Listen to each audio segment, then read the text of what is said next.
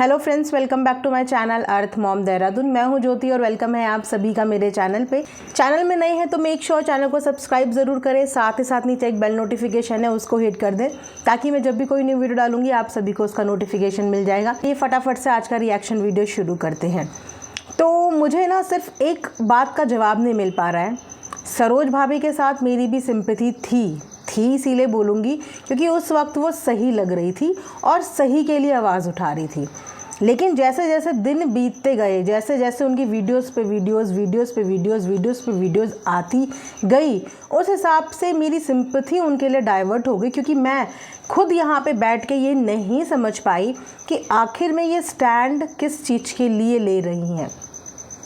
घर छोड़ने का उनका खुद का डिसीज़न था, अपने बच्चों को एक अच्छी लाइफ देने का, अपने एडिक्टेड पति से छुटकारा पाने का। इसके लिए उन्होंने बहुत बवाल भी काटा। उन्होंने बताया कि वो कोर्ट तक जाएंगी, कोर्ट कचहरी में उन्होंने केस भी फाइल कर दिया है। ऐसी सारी बातें उन्होंने अपनी वीडियो में बताई विच वाज जस्टिफाई कि वो अपने लिए, अपने बच्चों के लिए एक स्टैंड ले रही थी। लेकिन वो स्टैंड किस तरीके से पति से डाइवर्ट होके, पति को छोड़ के बाकी अब सारे फैमिली वालों के ऊपर आ गया है। मतलब डायरेक्शन ही टोटली चेंज हो गई है।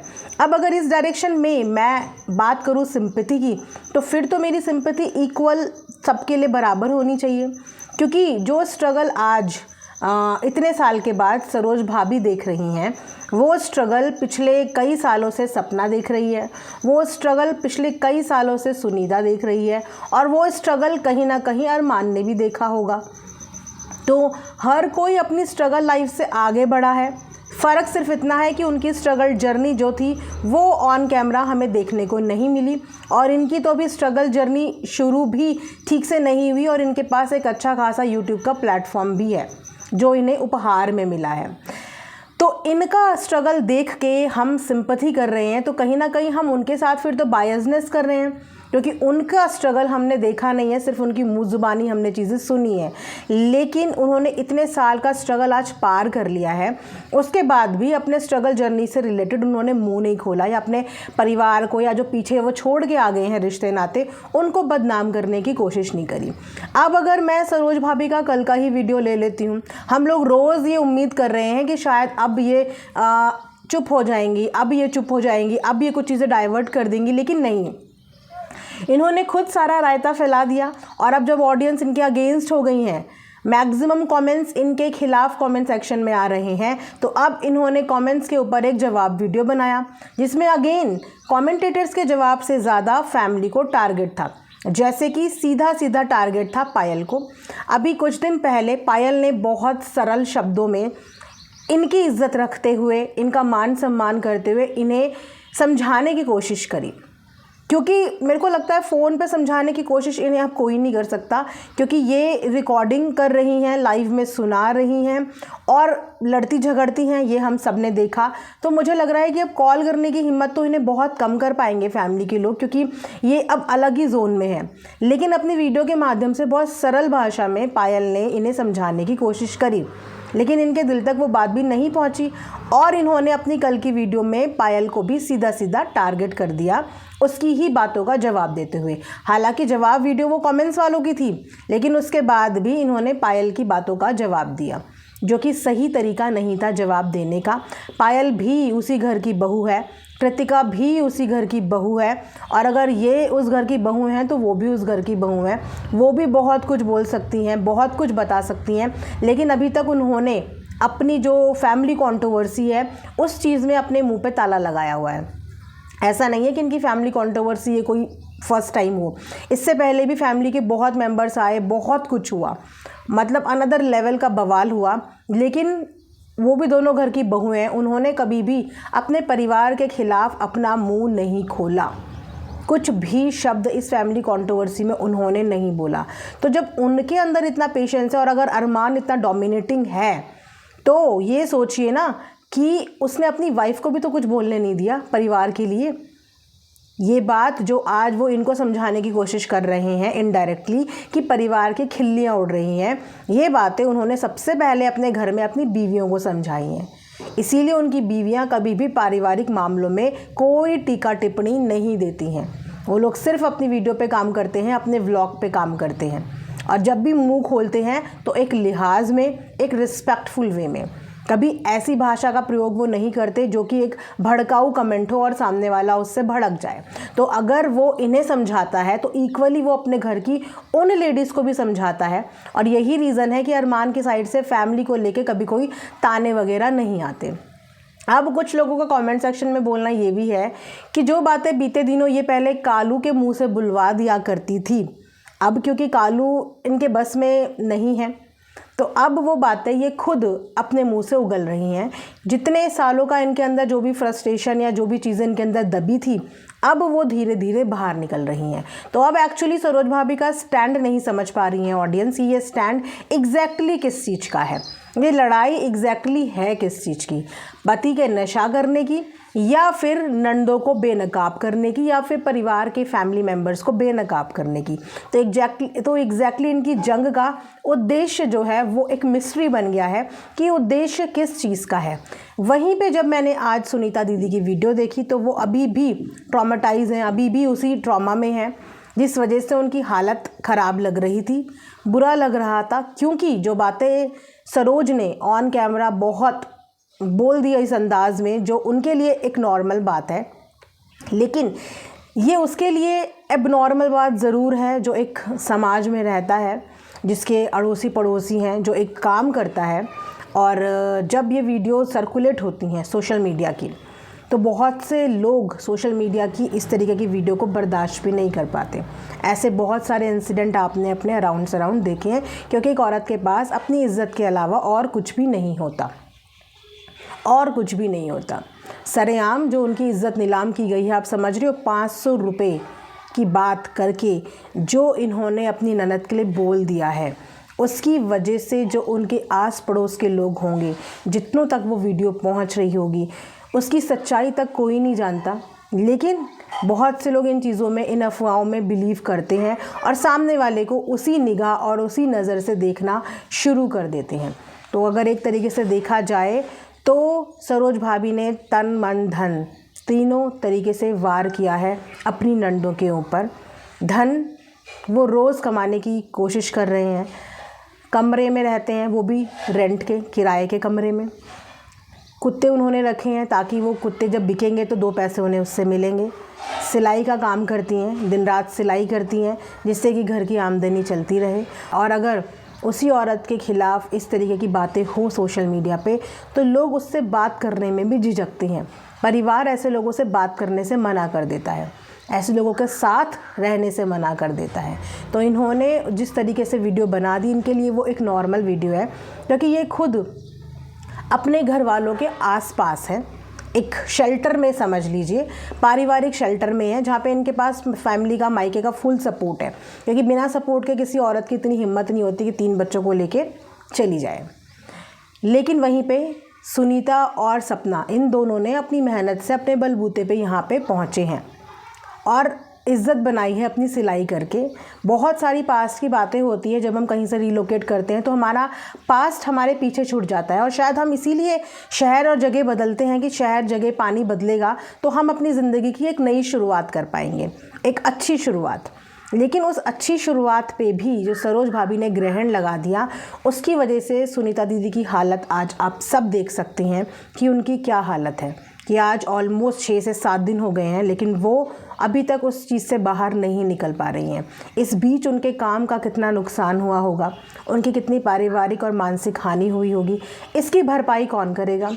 और वहीं पे सरोज भाभी का कॉन्टिन्यूएशन में वीडियोस पे वीडियोस, व्लॉग पे vlog, she is absolutely fine, sounding normal, कोई बॉदर नहीं हुआ उन्हें इतना सा भी बॉदर नहीं हुआ कि उन्होंने वीडियो में क्या बोल दिया, क्या दिखा दिया। और जस्टिफाई वो ये करती हैं, मैंने इतने सालों में जो सुना, मैंने इतने सालों में जो देखा, मैंने वो बता दिया। तो इतने सालों में तो बहुत कुछ, बहुत जगह बहुत कुछ सुना देखा जाता है। तो सोशल मीडिया इसीलिए थोड़ी है कि आप अपना अगला पिछला पास्ट का सब ला के यहाँ पे बोल दो। सोशल मीडिया वो है क्या, सोशल मीडिया का प्लेटफॉर्म वो है कि आप अपनी 24 घंटे की दिनचर्या दिखा दो। क्या आप अपना 24 घंटे का दिनचर्या दिखाती हैं? क्या आपको अगर बोल दें कि आज आपने 24 घंटे क्या करा, आप वो क्या बोल रही हैं, किससे बात कर रही हैं, कैसी बातें कर रही हैं, आप वो दिखाएं, तो क्या आप दिखाएंगी? 10-15 मिनट के व्लॉग में आप अपनी मनपसंद चीज़ें डालते हैं कट करके, क्योंकि आधी से ज़्यादा चीज़ें आपकी ऑफ कैमरा लाइफ होती है जो आप ऑन कैमरा नहीं दिखाते। तो जब अपनी ऑफ कैमरा लाइफ आप मेंटेन करते हो तो सामने वाले की आपने कैसे धज्जियाँ उड़ा दी, मतलब ये चीज़ सही बिल्कुल भी नहीं हुई। उसके बाद जिस तरीके का बिहेव उनका है, बिल्कुल अभी भी वही एरोगेंस है, किसी चीज़ का गिल्टी नहीं है। कमेंट्स में लोगों के कमेंट्स का जवाब दिया जा रहा है, लोगों से हाथ जोड़ के बहुत सारी चीज़ें करी जा रही, लेकिन ये हाथ जोड़ के जहाँ माफ़ी मांगनी चाहिए वहाँ पे कोई माफ़ी नहीं है। वो वीडियो अभी भी इनके चैनल पे है। इनको शायद बैक कैमरा बहुत लोगों ने समझाने की कोशिश करी, क्योंकि ये खुद बोल रही थी कि जिस दिन वीडियो आया उस दिन तो सबके फ़ोन आए।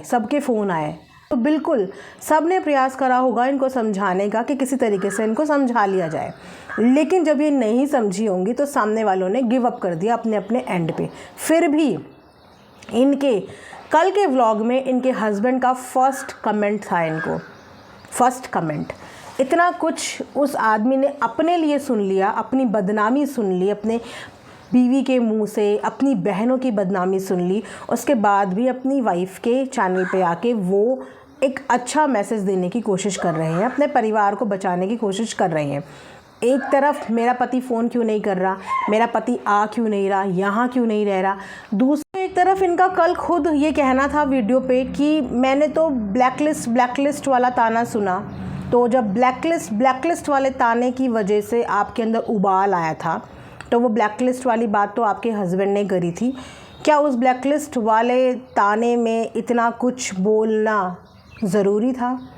ब्लैकलिस्ट की बात हुई थी ना, उस चीज़ को 2 लाइनों में जस्टिफाई किया जा सकता था कि नहीं मैंने नहीं किया है या हाँ मैंने किया है, लेकिन वो चीज़ें वहाँ से तोड़ मरोड़ के सीधा नंदों तक पहुँच गई। तो वहाँ से इनकी लग रहा है कि इनके दिल में जो इतने टाइम का खुमार था ना, वो निकल के सामने आया है। सब यही बोल रहे हैं कमेंट सेक्शन में कि इनके दिल में जितनी चीज़ें थी, जो इन्होंने 20 साल की जर्नी बताती हैं, 20 साल बार हर बात पे, हर वीडियो पे वो 20 साल। तो हमारे हिंदुस्तान की कम से कम मैं बोलूँ 40-45% महिलाएं जॉइंट फैमिली से आती हैं, जो सेवा का ये दावा दे रही हैं, इससे बढ़ के सेवा करती हैं और कभी गिनवाती नहीं है।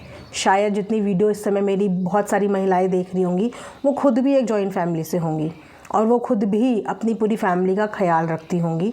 फैमिली में बहुत सारे कॉम्प्रोमाइज़ करने पड़ते हैं, बहुत सारी चीज़ें, लेकिन वो आप तभी कर पाते हो जब आप सामने वाले परिवार को अपना समझते हो कि इस परिवार की इज़्ज़त मेरी इज़्ज़त परिवार की इज़्ज़त। बस इस इज़्ज़त के ही खेल में हर इंसान बंधा होता है और वही सब चीज़ें करता है। और तो और इन्होंने सोचिए कि अब ये जिसको ड्रैग कर रही हैं इनकी वीडियो से कोई लेना देना नहीं है। अब इन्होंने जो इनकी शादी में जो इमीडिएटर थे, यानी कि जो बिचौले थे, उनको तक कोसना शुरू कर दिया। मतलब एक बात बताइए, एक इंसान सिर्फ मिलवा तो सकता है, बाकी की तफ्तीश के लिए 7 भाई बहनों का परिवार, मम्मी पापा, एक इंसान आपको सिर्फ बता सकता है कि यहाँ पे ऐसे लड़का है या यहाँ पे इनकी लड़की है। बाकी की तफ्तीश करने के लिए तो घर वाले थे ना, क्या वो अंधे थे? उन घर वालों ने ढंग से जानकारी क्यों नहीं ली? घर वालों की भी तो कोई जिम्मेदारी है। ऐसे थोड़ी कि किसी ने बोला हाँ ये ठीक है तो जी ठीक है। अगर इतनी किसी की चलती है तो किसी के बोलने पे कुछ भी कर दो कि अपनी जायदाद मेरे नाम कर दो, कि आपके मम्मी पापा वो जायदाद उसके नाम कर देते? नहीं कर देते ना। तो अगर उन्होंने रिश्ता बताया था तो उस रिश्ते की तफ्तीश करना परिवार की जिम्मेदारी होती है। आज भी बहुत सारे लोग होते हैं जो इमीडिएटर होते हैं बीच में, लेकिन ज़िंदगी भर की गारंटी कोई किसी की नहीं लेता कि कलह कलेश में भी तुम बिचौले को बुलाओगे और वो आके सलाह समझौता कराएगा। जी नहीं, आगे की ज़िंदगी की फ्यूचर की गारंटी तो किसी ने किसी की नहीं ली। अगर वो रिश्ता अच्छा निकल जाता, आज ये ऐशो आराम बनी होती, तो क्या उस बिचौले को पूछती? जब आप खुशी में बिचौले को नहीं पूछते, तो अगर आपका नहीं बन रही तो तब आप बिचौले को क्यों बोलोगे? वो एक सिर्फ इमीडिएटर होते हैं कि आपस में 2 लोगों को मिलवा दें। बाकी की जिम्मेदारी परिवार की ही होती है। कि वो पता लगाएं कि कैसा परिवार है, चाहे लड़की का परिवार हो चाहे लड़के का परिवार हो, कि कैसा परिवार है वो पता लगाएं। तो हर चीज़ इन्होंने कल अपनी शादी की, कल तो पूरी जिम्मेदारी ही बिचौले पे डाल दी और उसी को कोस रही थी कि उसकी बेटी नहीं है और उसने हमारे घर की 2 बेटियों को नुकसान पहुंचाया। अगर पहली बेटी को नुकसान पहुंच गया था तो दूसरी की हिम्मत कैसे करी करने की? इसका मतलब आपके घर वाले खुद बॉदर नहीं थे अपनी लड़कियों के लिए कि उन्होंने अपनी बेटियों के लिए ढंग से तफ्तीश नहीं करी।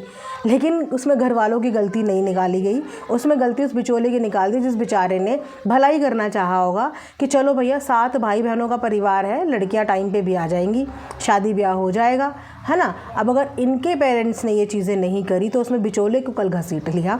अब तो मुझे लग रहा है कि इस हरकतों की वजह से ना कोई किसी के बीच में इमीडिएटर भी नहीं बनेगा। और वाकई में ऐसे कुछ लोग होते हैं जो हमेशा अच्छा रिश्ता मिल गया तो पूछते भी नहीं है, जिसने करवाया उसको पूछते भी नहीं है, उसका एहसान भी नहीं मानते। और अगर ऊंच नीच ज़रा सी हो गई तो बीच में सिर्फ बिचौले को फंसाना शुरू कर देते। तो इसीलिए रीज़न ये भी कहीं ना कहीं हो गया है कि अब किसी ने किसी का इमीडिएटर बनना ही छोड़ दिया कि सो कल जब मैंने इनका कल वाला वीडियो देखा तो मुझे समझ में आ गया कि she is not in a good state of mind.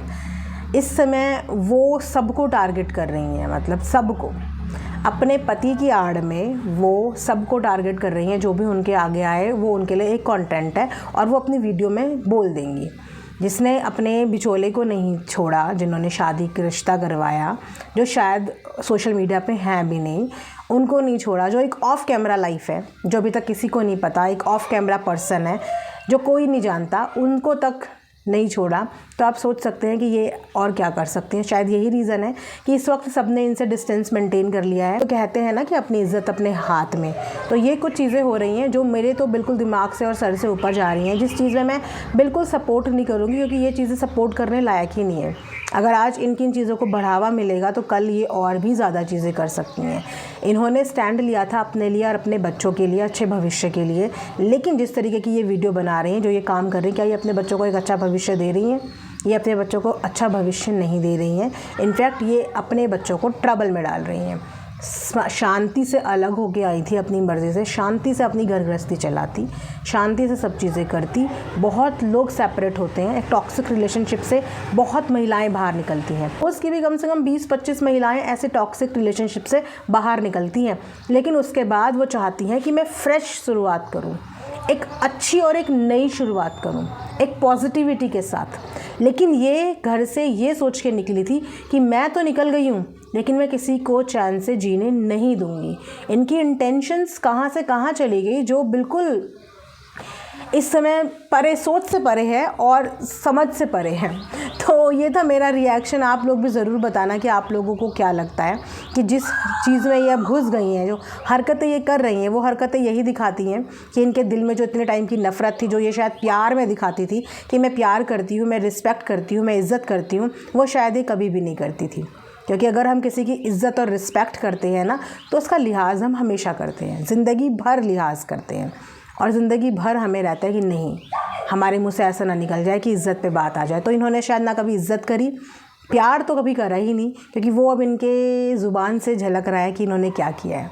तो आप लोग भी बताना कमेंट सेक्शन पे। ये मेरा नज़रिया है जो मुझे फ़ील हो रहा है, हो सकता है आप लोगों को अलग भी फ़ील होता हो, तो आप लोग कमेंट्स में बता दीजिएगा।